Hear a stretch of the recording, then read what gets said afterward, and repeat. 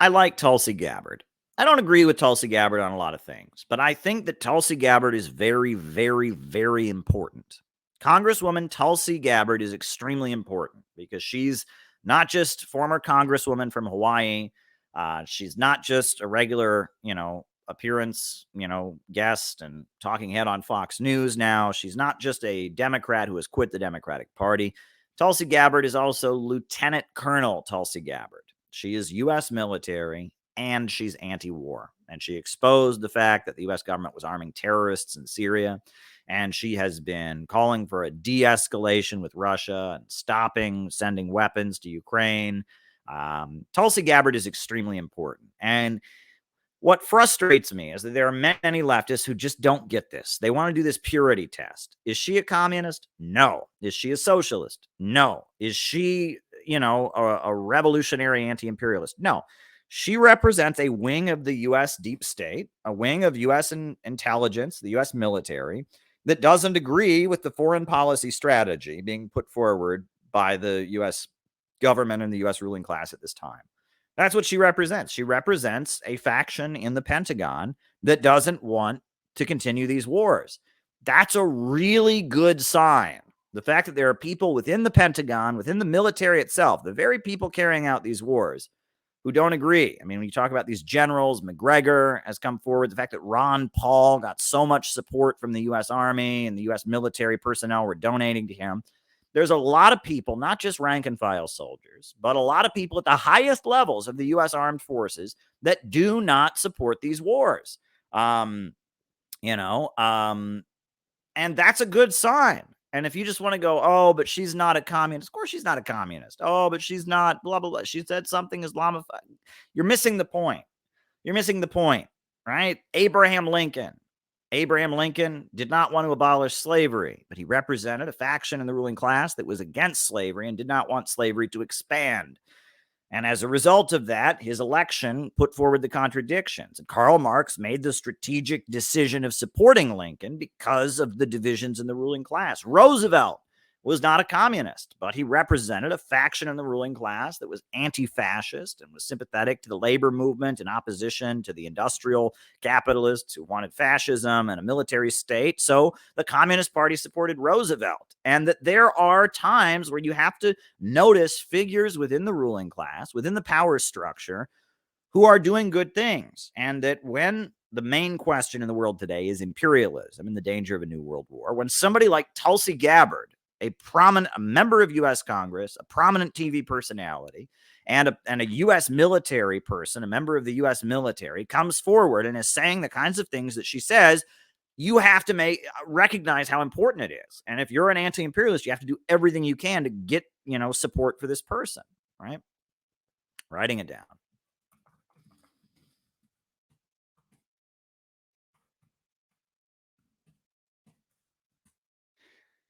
Very good question. And keep the super chats rolling in. That's why we're here, to answer your questions. So Tulsi Gabbard is extremely important. Tulsi Gabbard is extremely important. She is probably the most important political voice in the United States right now. She comes out of the Democratic Party. She wants national health care. She did at one point want national health care. She wanted free college for all. She backed Bernie Sanders, even though she made a point of saying she doesn't call herself a socialist. She refused to endorse Hillary Clinton. And now she has quit the Democratic Party. And she's going on Fox News with Tucker Carlson. She is really important. So just today, she released a video that I found to be very moving. And I found it to be very moving because I know some of the background about Tulsi Gabbard's family, and I also know some important U.S. history. So we're going to play this video that Tulsi Gabbard released today. We're going to talk about it. We're going to pause it and talk about it. And we're going to use that to talk about our general analysis of building a revolutionary working class anti-imperialist movement here in the center of the empire. So I'm going to put on Congresswoman Tulsi Gabbard's video from today. We're just going to do that. So here we go. Here we go. Just pulling up the video.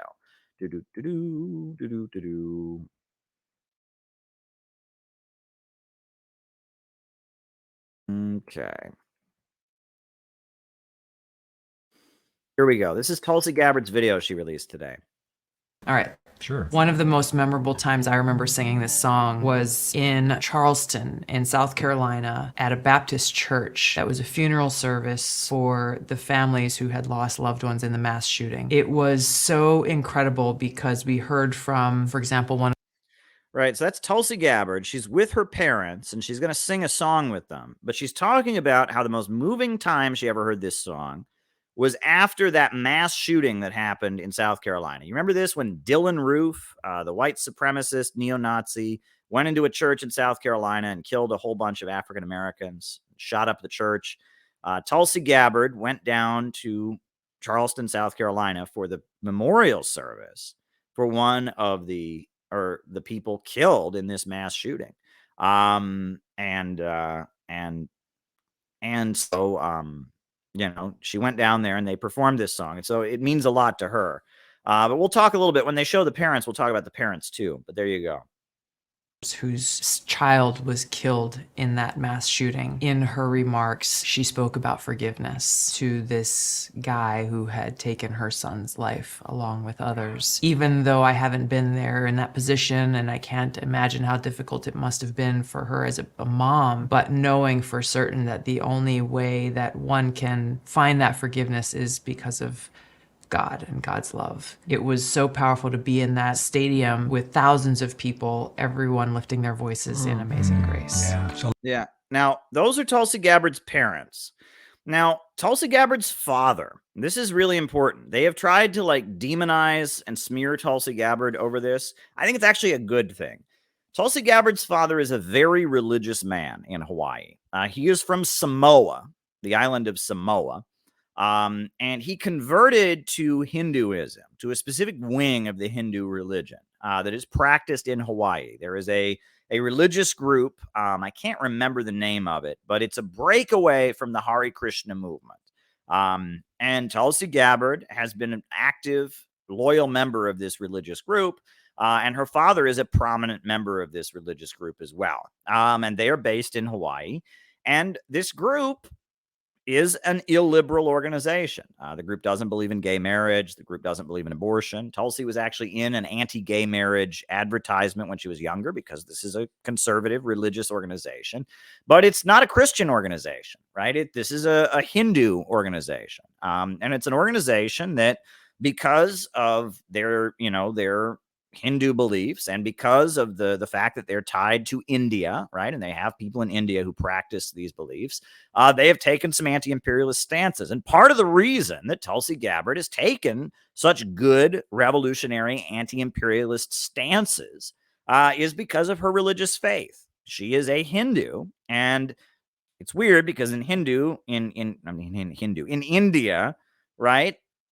The Hindu nationalists are the right wing, but India is a country that sometimes does business with Russia and sometimes does business with China and isn't fully in the U.S. camp. It's been pretty neutral in the whole Ukraine thing. It certainly wasn't supporting the USA trying to overthrow the Syrian government. And part of the reason that Tulsi Gabbard, this military person, this TV personality, this member of Congress, former member of Congress, part of the reason that she takes anti-imperialist positions is because of her religious faith. Um, you know, how does the heavily criticized Operation Paperclip? I don't even. Okay.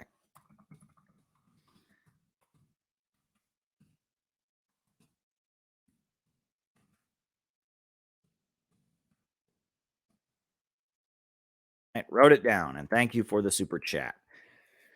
And part of her religious faith, part of the reason she's taken these good stances is because of her anti-imperialist, because of her religious background. It's not anti-imperialist, I wouldn't say, but it's because she's tied to religious groups in India.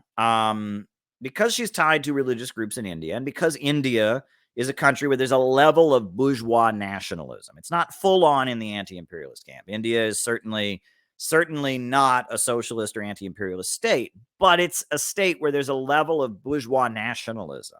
And because of that, and because of her ties to India, and because of her relationship and her religious faith and all of that, she has, been more open to anti-imperialism. And her father, I guess I'll put him on the screen again. Her father, right? her father is a prominent figure in this religious organization. And Tulsi Gabbard is a very active member of this religious group, so much so that when she got divorced, aspects of the religious group came into the divorce. You can read about that. And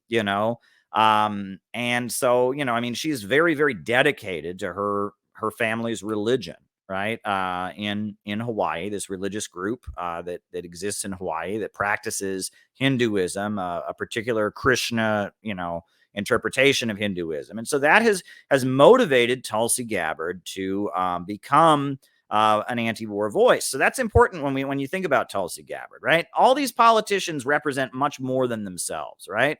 We talk about George Galloway, an anti-imperialist revolutionary politician from Britain. He represents a lot more than just himself, right? There's a coalition behind him. And whenever you see, a politician like this, they always represent a big tent, right? There are different forces that are backing Tulsi Gabbard, right? There's, I am sympathetic to Tulsi Gabbard, my views, but there's also people that are sympathetic to her that are conservative. There are people that are sympathetic to her like Jimmy Dore and Max Blumenthal. There are people that are sympathetic to her that are pacifists. There are people that are sympathetic to her that are feminists, that have differences around the trans issue. There's a lot of different people that like Tulsi Gabbard for different reasons. And when you have a politician like this who kind of goes against the prevailing view within the ruling class, a figure that has the potential to be a Bonapartist, because of that, they're going to represent a big tent.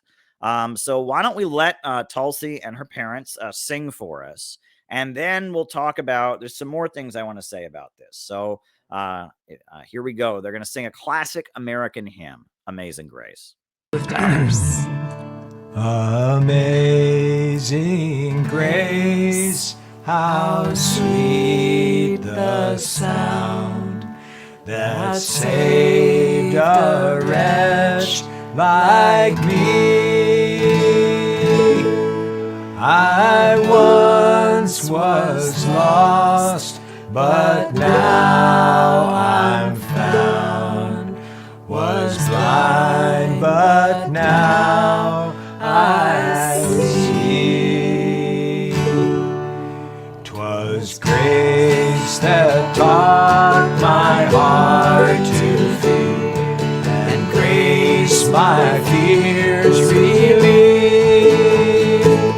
How precious did that grace appear the hour I first believed. Amazing grace, how sweet the sound that saved a wretch like me. I once was lost, but now I'm found. Was blind, but now I see. We've been there 10,000 years, bright shining as the sun.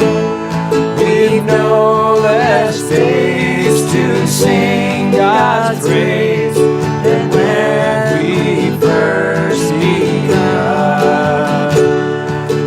Amazing grace, how sweet the sound that saved a wretch like me. I once was lost, but now I'm found. Was blind, but now I see. All right. Nice.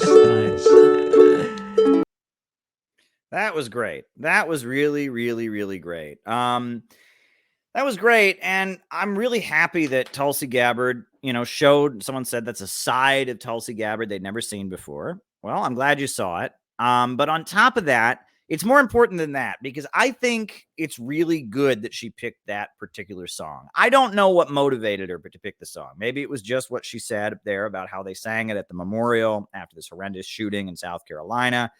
But I think there might be more to it than that, because I have often talked about that song on these streams before. And if you haven't heard me talk about that song and how significant it is, you need to know You absolutely need to know. If you're a communist in America, that song should be very, very important to you. And if you're somebody who is interested in what we're doing with the Center for Political Innovation and what we're doing with the city building tendency, what I've dedicated myself to doing, the movement that I'm trying to build without the movement to the masses, you need to understand that song. If you're an American, if you're an American Marxist, an American revolutionary, an American anti-imperialist, you need to understand how goddamn important that song is. So here we go. That song was written by a slave ship owner. There was a man who was a slave trader. He was involved in the slave trade. And the story goes that he went to Africa and he filled his boat up with a group of Africans to take them back to the United States to sell them. And then, on his way to the United States, a storm came on the ocean. And it was a very big storm, and he feared for his life. And in the moment he was fearing for his life, God spoke to him and told him about how horrendous slavery was. And he promised God that if he could survive the storm, when the storm ended, he would turn the boat around and he would return those folks back to Africa and he would abandon the slave trade. And the story goes, he did survive the storm. And so he did turn that boat around and he took the Africans back to Africa and he came back to the United States and he became an anti-slavery activist.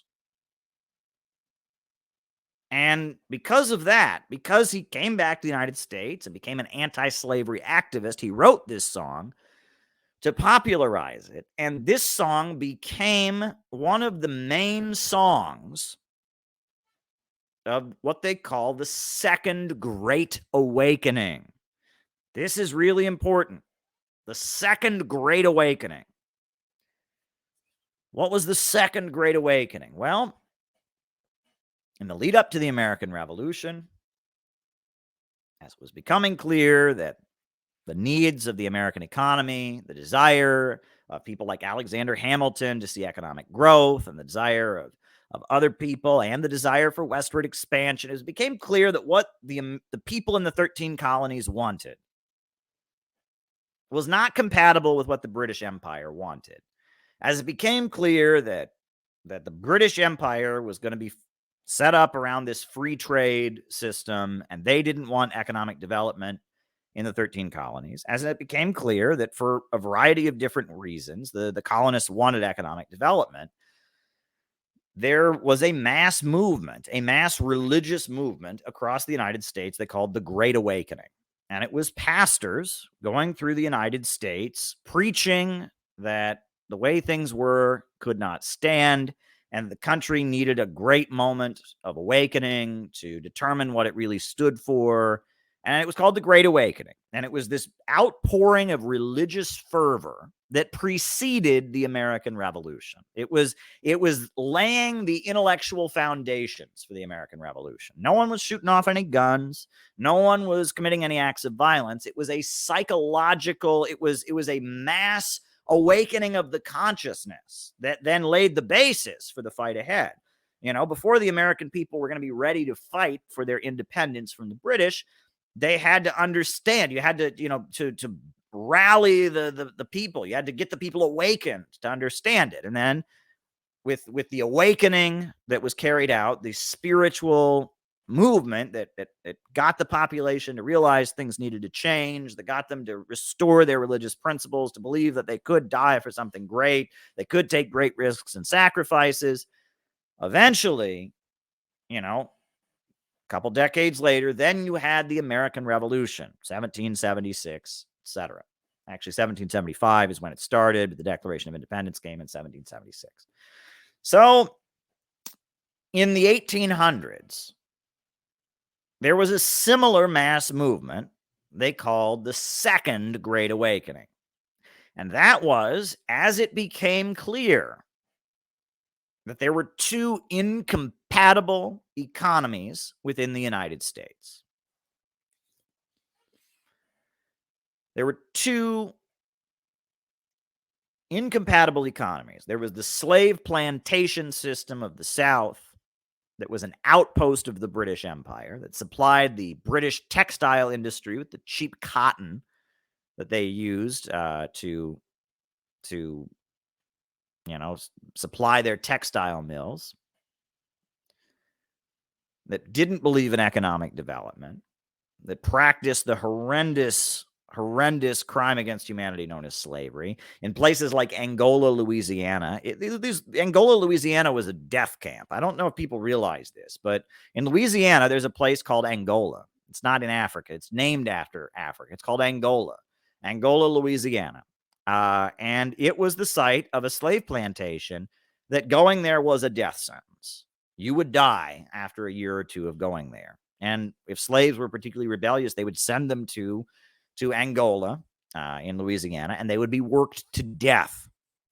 You believe this, right?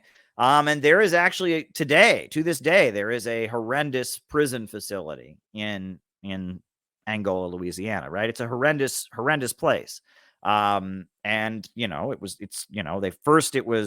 a place where they worked slaves to death. And there are like hundreds of thousands, if not millions of slaves who died in Angola. They were worked to death. And it was a death camp, basically. It was an American Auschwitz, and then, after slavery was outlawed, they built a huge prison there, and a prison with horrendous conditions, with prison labor, etc. So, if you look at slavery was genocide in many, many ways. It was a straight up genocidal system. I mean, the body count of the transatlantic slave trade. I mean, we're talking 20 million, 30 million, 50 million. I mean, it's millions and millions of people, millions of people, who died in the transatlantic slave trade. And then on top of that, if you look at the practices in places like Angola, Louisiana, you look at the routine practices, the body count of chattel slavery in the United States is massive. And so you had this horrendous system of slavery in the South that was basically all just set up to feed Wall Street. It was because British bankers in the London Stock Exchange, they wanted cheap cotton for their textile mills.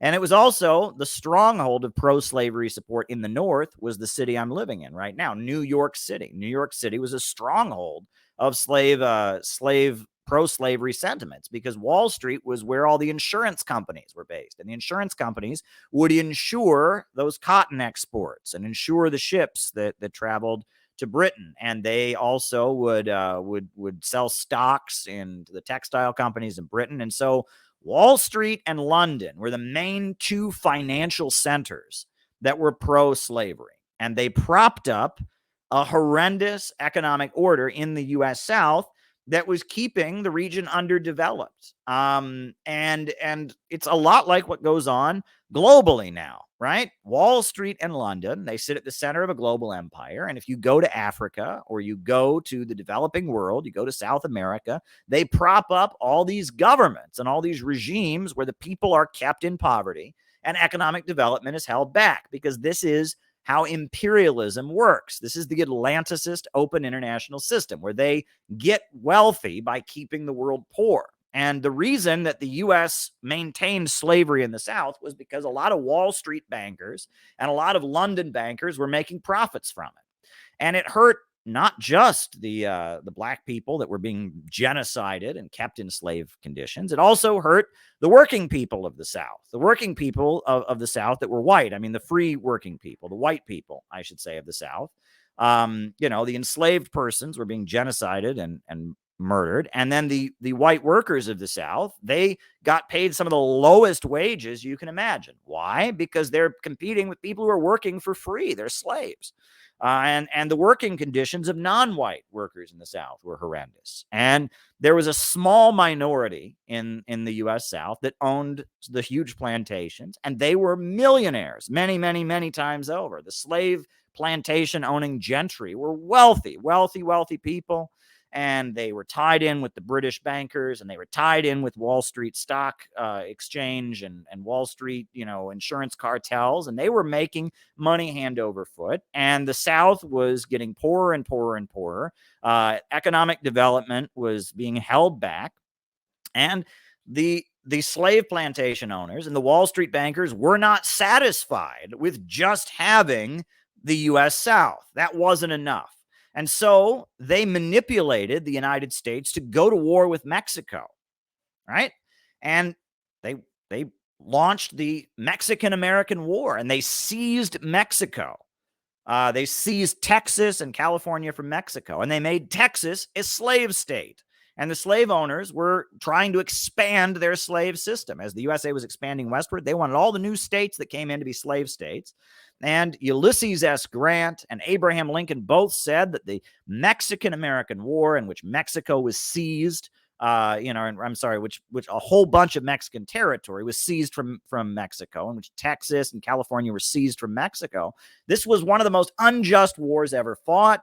It was not necessary. Thousands of Americans died just so the Wall Street bankers could expand the slave system, just so these slave plantation owners could have some new territory and make some new profits from exploiting the labor of African people for free. I mean, it was a horrendous war.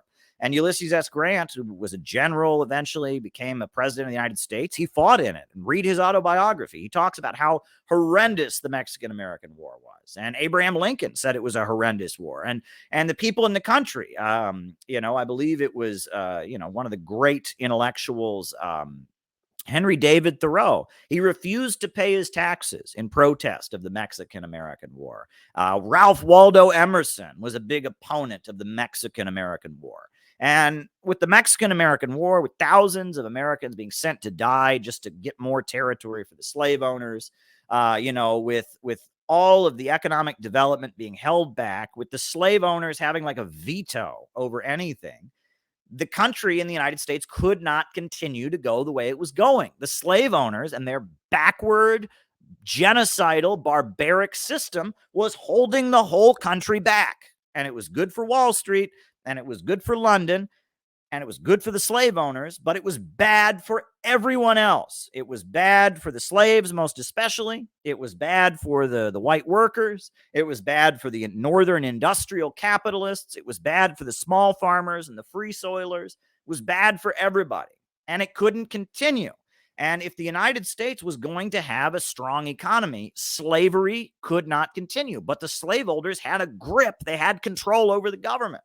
With the Electoral College, their votes were inflated. They had the Supreme Court, and they started doing really insane things. Like they had what they called the Fugitive Slave Law, which was a law that said if a slave got in the South ran away to a non-slave state, then that non-slave state had to arrest the slave and send him back. Well, a lot of northern states said, wait a second. No, if you're doing that slavery thing in the South, that's your business. But you're going to make us arrest Black people and send them back? And no, we're not doing that. And there was a practice called nullification, where these northern states said, no, we're not going to cooperate with you. We're not going to, we're not going to help you grab free slaves and send them back. We're not doing that. And there was a whole problem. The Supreme Court had their infamous Dred Scott ruling. Where there was a slave who said, look, I'm not in a slave state anymore. Slavery is illegal in the state I'm in, so I have my right to freedom. And the U.S. Supreme Court, which was under the grip of the slaveholders, said, no, you don't. No, you don't. Once a slave, always a slave. It was unbelievable. These slaveholders and these Wall Street bankers and these London stock exchange monopolists, they had so much power that the only way they could be defeated was with a mass movement. And it was a class collaborationist united front. It was not simply a proletarian movement. The labor unions were against slavery. And so were the free soilers. There were a lot of small farmers.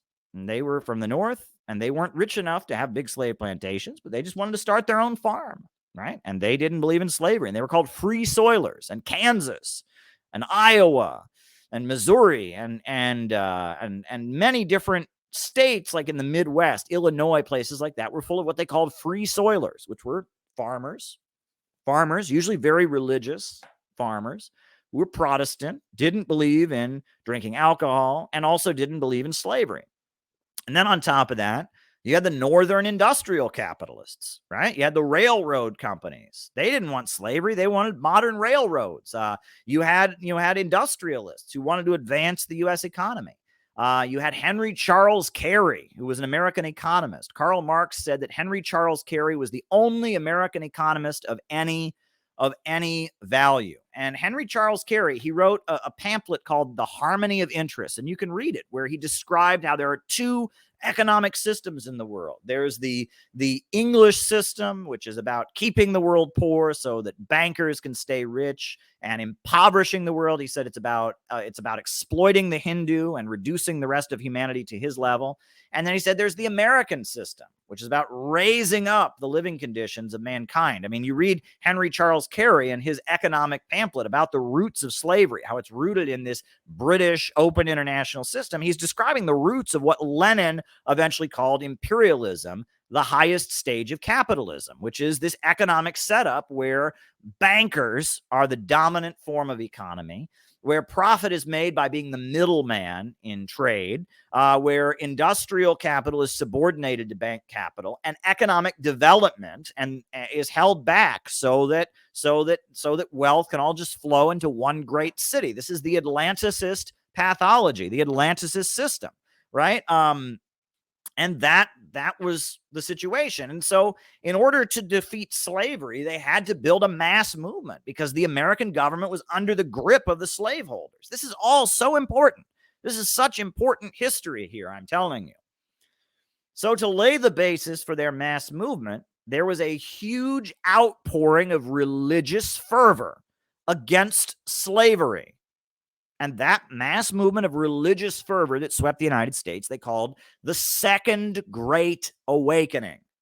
That's what it was called. It was the Second Great Awakening. The First Great Awakening had laid the basis for the American Revolution, so they had the Second Great Awakening that swept the Midwestern United States, swept New England, and it was people of religious faith rallying against slavery.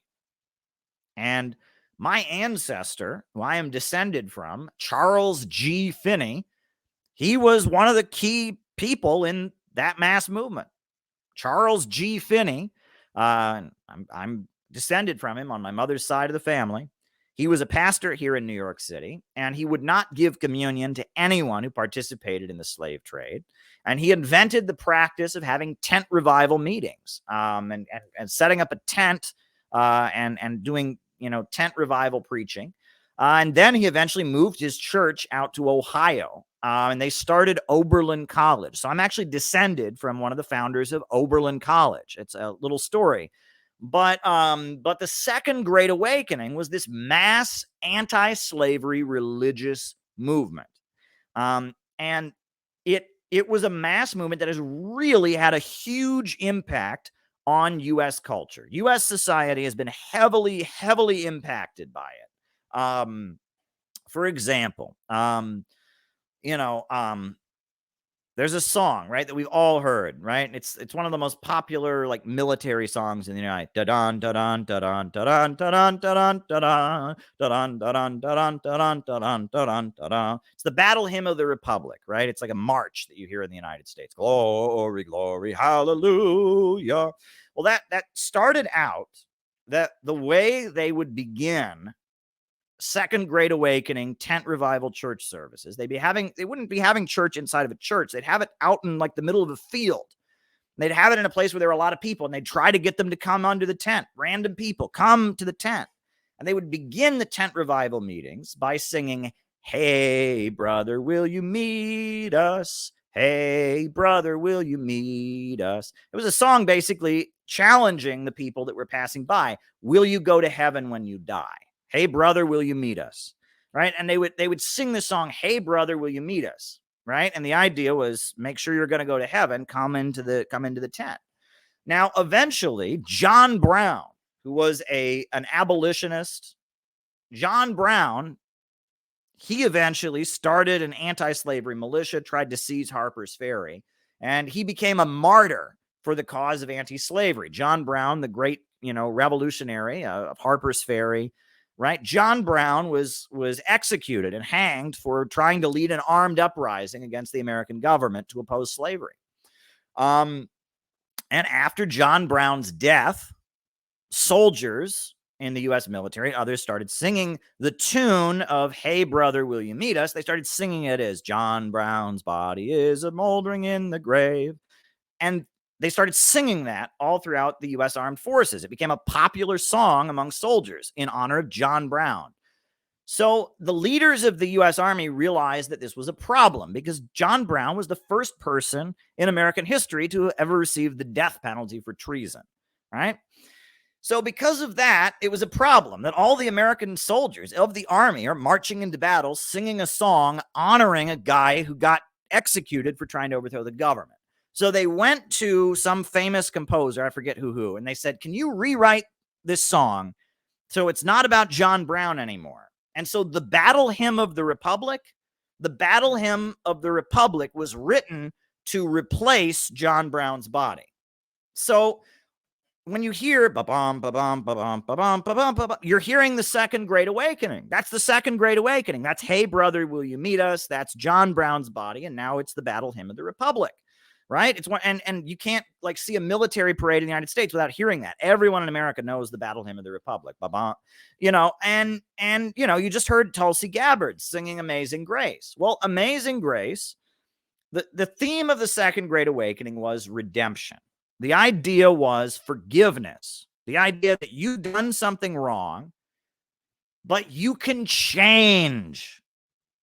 You're not cursed by your evil ways, but you must repent. You must repent from your evil ways. And just like that slave trader guy turned the ship around, America can turn the ship around. That was the idea, that this slavery stuff in America is evil. It's the work of the devil.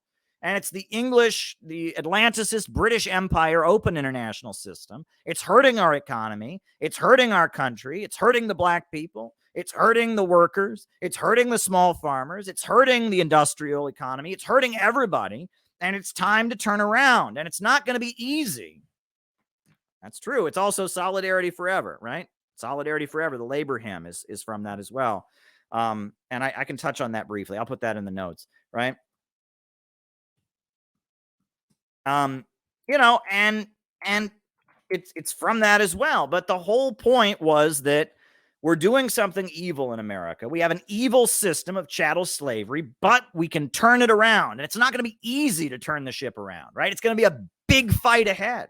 These slave owners, they have all the power. They've got all the money. They got the British Empire on their side. They got Wall Street on their side.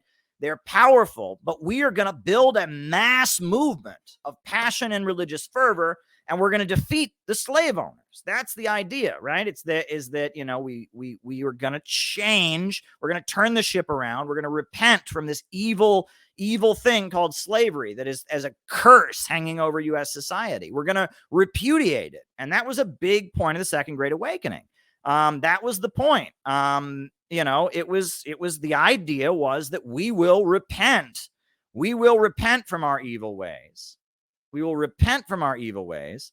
And we will turn the ship around, and we will start being a force for good in the world. And if you listen to the Lincoln Douglas debates, go listen to the Lincoln Douglas debates. In fact, just to give you the context, right? After you had the Second Great Awakening and this mass movement that swept the United States, you eventually got John Brown and his heroic raid on Harper's Ferry. You eventually got Harriet Tubman, leading the Underground Railroad. You had Nat Turner and the slave revolt of Southampton, Virginia, Nat Turner's heroic slave revolt.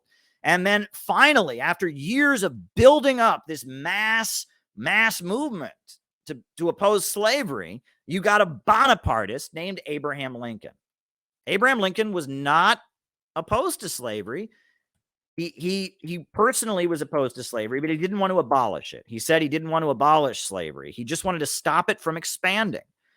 And the ruling class, they couldn't handle that. The slave owners were so threatened by Abraham Lincoln emerging that eventually you got the Civil War. But Abraham Lincoln, in order to defeat the power of the slaveholders, there wasn't enough strength. The industrial capitalists that wanted to defeat the slaveholders weren't strong enough on their own.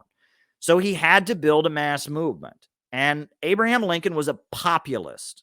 He was not from the developed parts of the United States. He wasn't from Washington, D.C. He wasn't from New York. He wasn't from Boston. He was from Illinois. And at that point, Illinois was unsettled territory. Illinois was the Wild West back in these days, right? Illinois was considered to be unsettled territory. And I'm going to play for you. This is a clip from a movie, right? This is a clip from a movie. I'm going to show it to you, because you need to see this. This is how Lincoln talked when he was, when he was first. Let me find the clip here. Okay, I'm gonna play a clip for you to show you how Lincoln talked when he was on his campaign trail, right?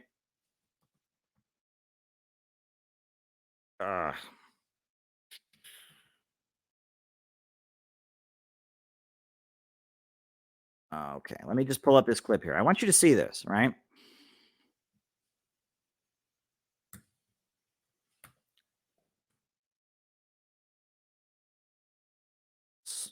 Trying to find this video. Trying to find this video for you because it's really important.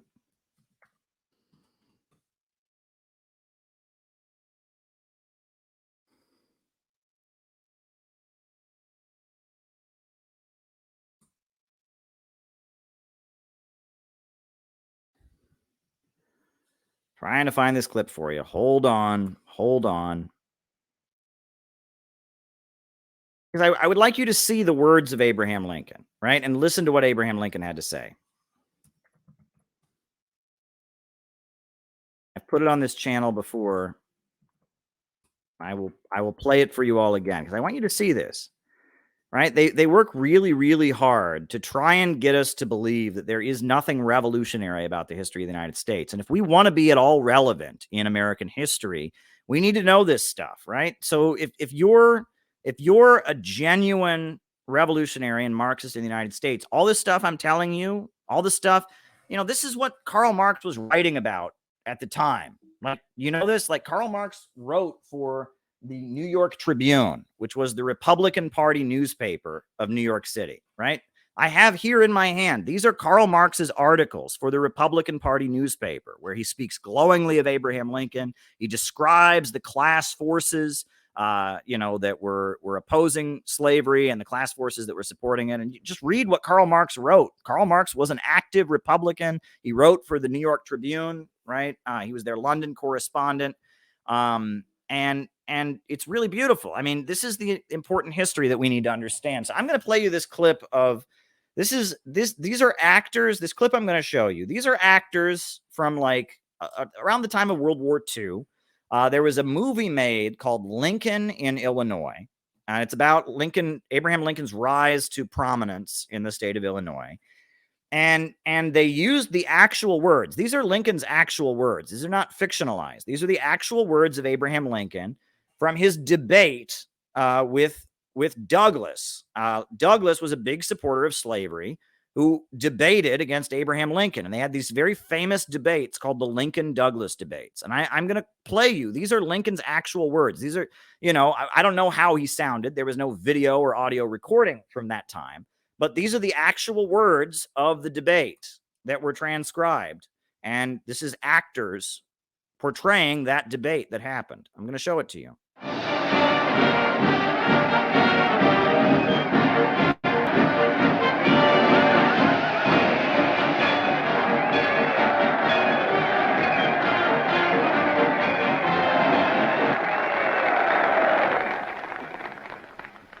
We have now heard the leading arguments for the two candidates for the high office of United States Senator from Illinois, Judge Stephen A. Douglas and Mr. Abraham Lincoln. Each of the candidates will now speak in rebuttal. Judge Douglas.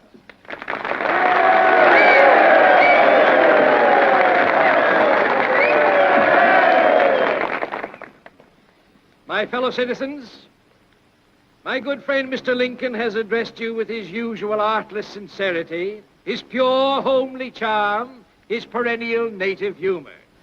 Like Brutus, in Shakespeare's immortal tragedy, Mr. Lincoln is an honorable man.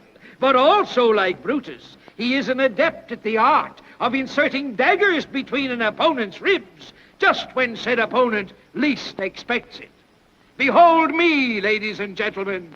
I am covered with scars.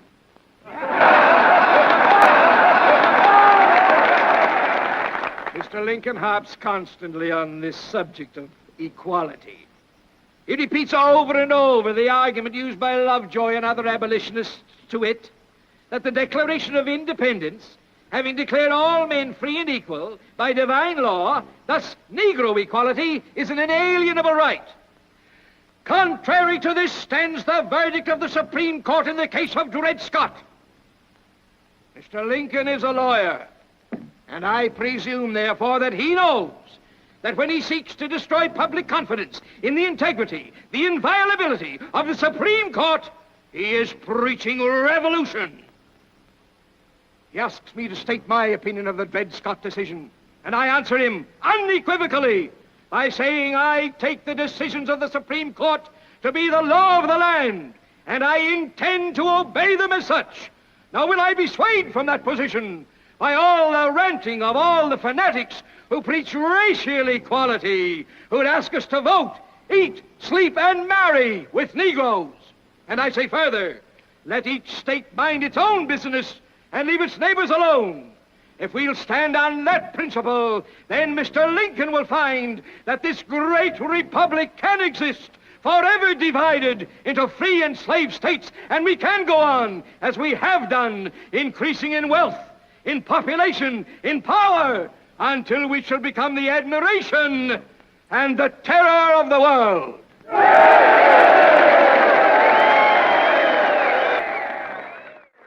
Mr. Abraham Lincoln.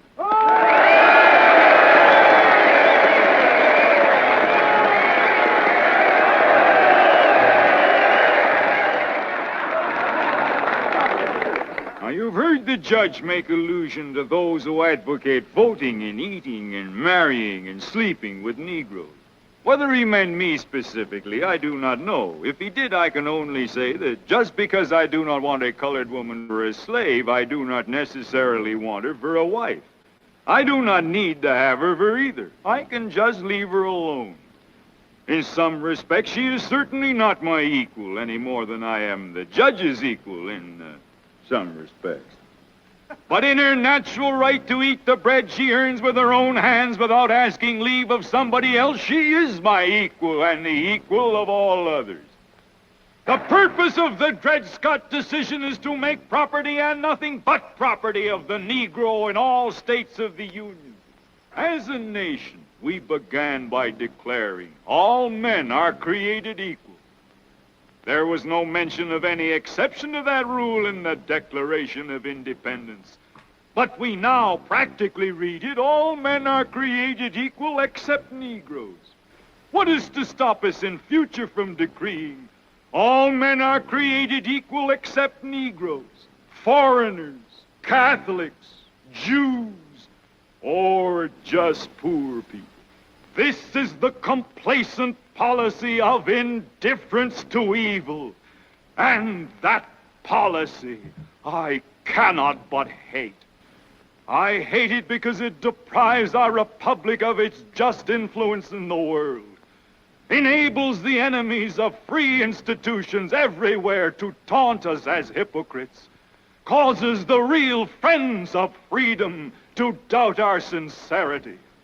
In his final words tonight, the judge said that we can be the terror of the world. I don't think we want to be that. I think we would prefer to be the encouragement of the world, the proof that at last man is worthy to be free. But we shall provide no such encouragement unless we can establish our ability as a nation to live and grow. And we shall surely do neither if these states fail to remain united. There can be no distinction in the definition of liberty as between one section and another, one class and another, one race and another. A house divided against itself cannot stand. This government cannot endure permanently, half slave and half free.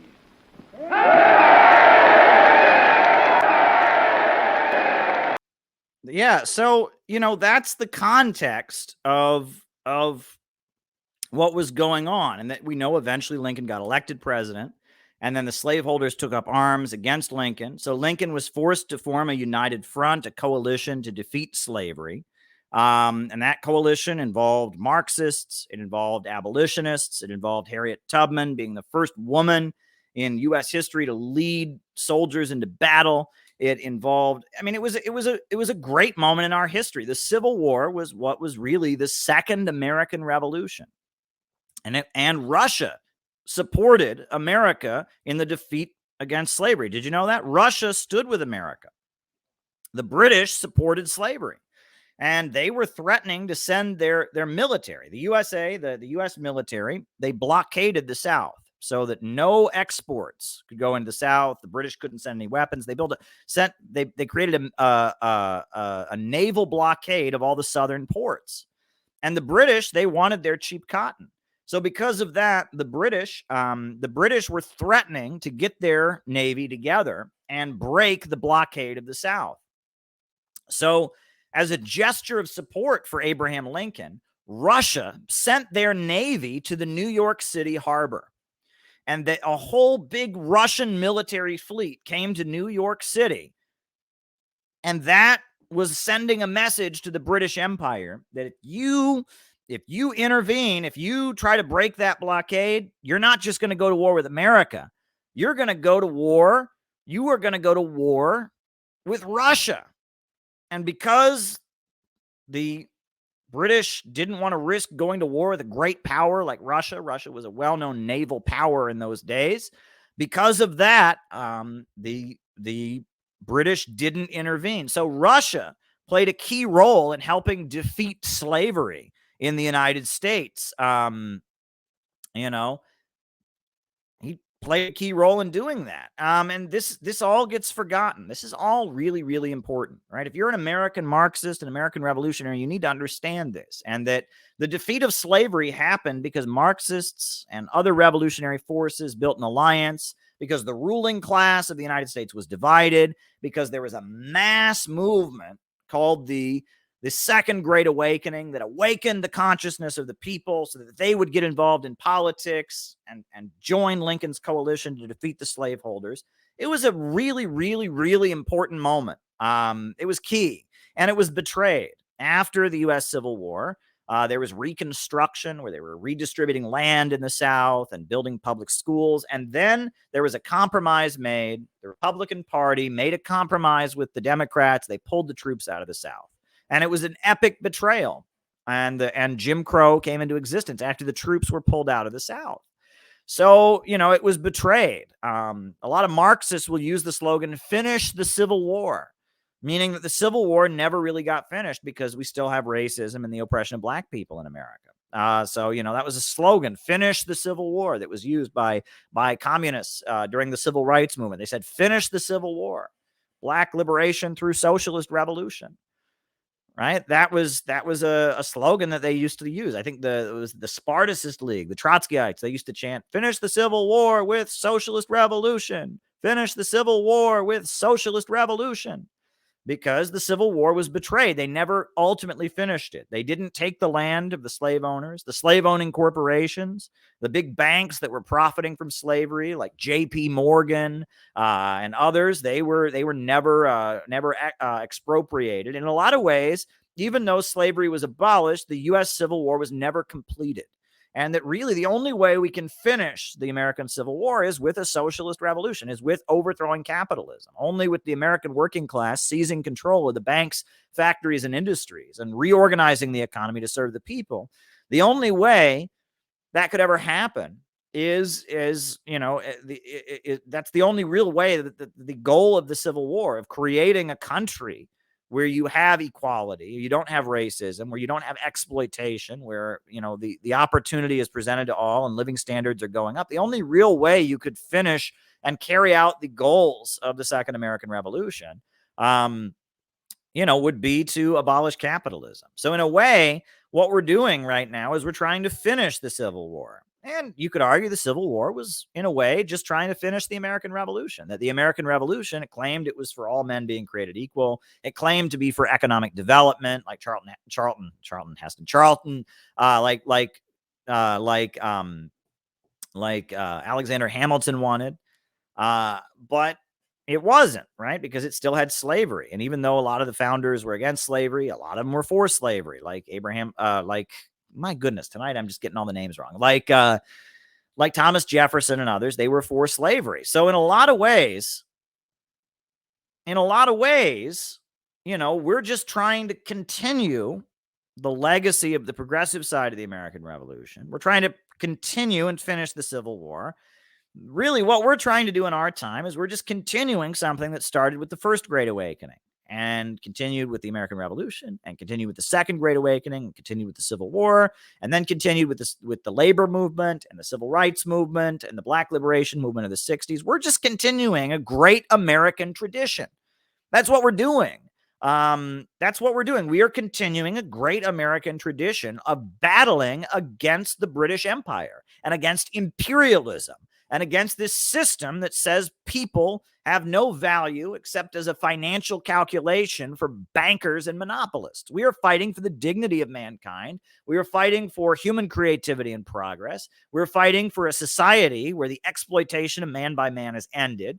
And we're fighting for a society where human beings are raised up to be geniuses and taught science and mathematics, where the greatness of human potential can be carried out and the irrationality of profits in command can be abolished. We are fighting to continue. We are fighting to continue the Civil War, to continue the American Revolution. And just like before the American Revolution, there was a Great Awakening. And just like before the Second American Revolution, the Civil War, there was a Second Great Awakening. I believe that right now we are in the process of carrying out a Third Great Awakening. That's what we're doing right now. A Third Great Awakening, a great socialist awakening. That is the mission of the Center for Political Innovation. We're not going to be leading the revolution. We're not going to be on the barricades. But there are divisions right now in the ruling class. There are some capitalists who want to get along with Russia and China. There are some capitalists who just want to increase living standards. But there is a satanic group of monopolists and imperialists and big bankers that are committed to maintaining this dying imperialist system. They want to hold back economic development. Bill Gates, Jeff Bezos, and the Silicon Valley fascists, the Rockefellers, the Morgans. There is a satanic group of people that have seized control of power in Washington, D.C., that are tied in with the British bankers and the British financial system, and they are trying to maintain this dying open international system. And they want to go into an all-out war with Russia and an all-out war with China in order to preserve their system, because they're in a prolonged crisis of overproduction. They've gotten so good at technology and advancing things, they don't have a place for us at the global assembly line anymore. And as a result, the tendency of the rate of profit is going down. There's a crisis of overproduction. Their system has come to a grinding halt.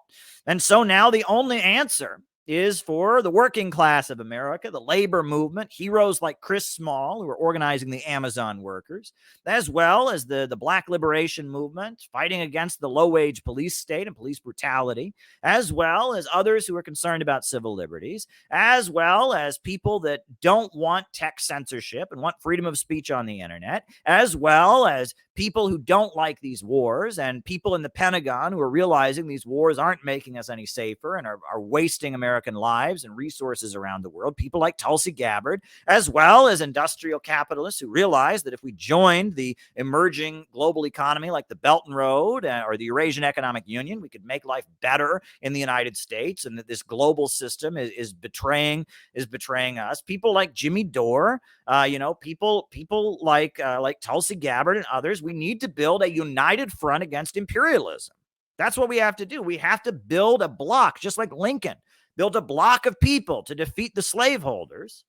We have to build a block of people to defeat the imperialists, to defeat Wall Street, to defeat London, to defeat the Silicon Valley fascists, to defeat the satanic degrowth, anti-human clique that has seized control of the world and is getting richer and richer and richer as the world and the United States gets poorer and poorer and poorer. And we need to align with China, align with Russia, align with Iran, align with Venezuela, align with Cuba, align with North Korea, align with Venezuela and all in Nicaragua and all the countries that believe in growth. We need to align with them and build a block of resistance, a united front against imperialism, to build a whole new America for working families, to have a government that makes sure that living standards go up and controls the means of production and makes sure the economy serves the people, not the profits of a wealthy few. We need 21st century American socialism.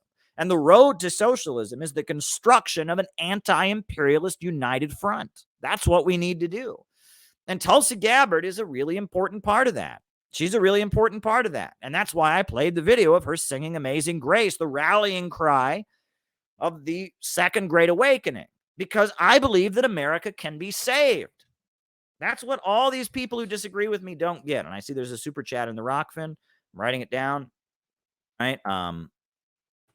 You say Ronald Reagan and his economic policies are responsible for the situation in America now. Writing it down. Thank you, Chris, for your super chat. I'm writing it down. But that's what we need folks to understand is that at this point, we need to build an anti-imperialist united front, and that we come from a great tradition, and that America can be saved. America can be saved. And if we just have this attitude, fuck America, America's racist, we're not doing our jobs. America needs to be saved because there is evil flowing through this country. If you go to business school in America, they're going to have you read Atlas Shrugged by Ayn Rand, a novel that says that kindness and compassion are flaws and weaknesses, and that we need to embrace the virtue of selfishness. They promote Friedrich Nietzsche, ContraPoints, this big YouTuber. She did a video on Envy where she promoted the work of Friedrich Nietzsche. This thinker who believed that kindness and compassion were weakness, and argued that we need to be beasts. We need to be more like animals. We need the law of the jungle, that morality is something holding back great men, and believed in the rule of criminals and such. I mean, we need desperately to have a great spiritual awakening of the American people, to get them to understand that the purpose of life is to live for the sake of others, to love their fellow mankind, and that dying for a purpose higher than yourself is one of the most glorious things one can do, and that making sacrifices for truth is necessary, and that right and wrong do exist, and that the greed of Wall Street is destroying the world, and that it's time to take history into our own hands and engage in action to defeat the forces of evil that have gripped the control of the world. We need a mass movement, a mass great awakening to awaken the American people to stand against the imperialists. That's what we need. And that if you've been bad in your life, and if you've done bad things, and if you've lived a life of selfishness or criminality, if you've lived a life of indifference to others, it's not too late. You can turn around. And we're not just going to cancel you and say, oh, you're no good. No, we're going to say now is the time to wake up. Now is the time to wake up. You can be saved. You can be saved. I think about so many people I know. There's so many people that are members of the Center for Political Innovation now, that are political associates of mine. And they had a conversion experience. They were just a synthetic leftist. They were just a synthetic leftist. They were using drugs. They liked communism because it was cool and hip, but they were using drugs and they were cynical and they were hateful. And then one day something clicked in their mind and they said, I don't want to live this way anymore. I don't want to live this way anymore. I'm tired of tearing people down. I'm tired of the negativity. I'm tired of the hopelessness. I want to have a life that matters. I don't just want to keep destroying myself with drugs. I don't want to just be hopeless and pessimistic. I want to live a life that matters.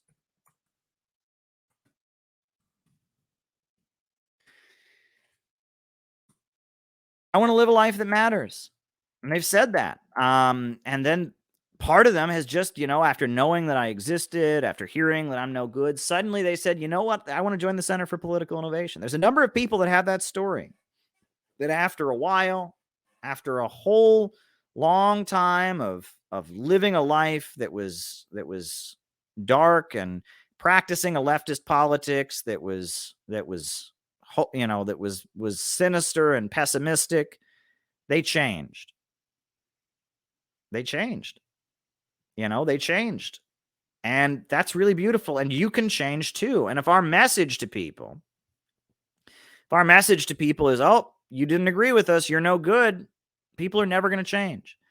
That our message has to be to people that we'll accept you if you change. We'll accept you if you change. If you turn around, we'll accept you. Even if you talked shit about us before, right? Even if you said negative things about the Center for Political Innovation, even if you've said negative things about us,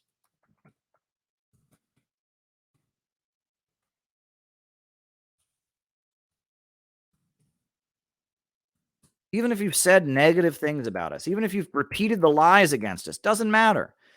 We have to be ready to accept you. We have to be able to tell you that just like that slave owner who turned his ship around, you can turn around too. We don't expect you to just out of the blue come to the same conclusions that we came to, but you can make a change in your life. You can turn your life around. You can do it. And that's what we're saying. You can make a change. And so, we need a new great awakening to change the course that U.S. society is on. That's the message. And so that's why Tulsi Gabbard's song is so important. I'm going to play Tulsi Gabbard's song for you all one more time, and then we'll do the roll call and I'll start answering super chat questions. But I just wanted you all to understand why her playing that song is important. It's very important that she played that song. So we'll skip her little introduction. Sure. We'll skip her introduction and we'll just hear the song one more time because I want you to hear it with new ears now that you know what it means, because it's really important. People, everyone. Let's lift ours. Amazing grace, how sweet the sound that saved a wretch like me. I once was lost, but now I'm found. Was blind, but now I see. 'Twas grace that taught my heart to fear, and grace my fears relieved. How precious did that grace appear, the hour I first